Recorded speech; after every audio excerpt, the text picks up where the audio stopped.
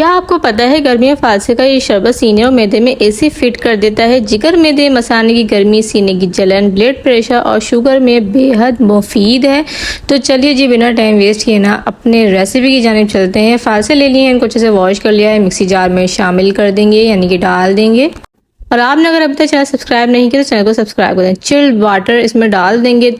2 से 3 चम्मच जो है ना भरकर इसमें चीनी के डाल दिए हैं और थोड़ा सा काला नमक शामिल करने के बाद अच्छे से इसको पीस लेंगे और इसको बड़े बाउल में निकाल लेंगे। निकालने के बाद छन्नी रखेंगे और नीचे बाउल रख देंगे। ऊपर सारा मिक्सचर इसमें डालने के बाद ना अच्छे से चम्मच से मिलाते रहेंगे, थोड़ा सा पानी डालेंगे ताकि अच्छे से गूदे में से सारा रस जो है निकल जाए। और यहाँ पे बहुत ही मज़ेदार, बहुत ही लजीज, बहुत ही शानदार बाजार जैसा फालसे का शरबत बनकर तैयार है। अच्छे से गिलास में निकाल लें और सर्व करें और इंजॉय करें।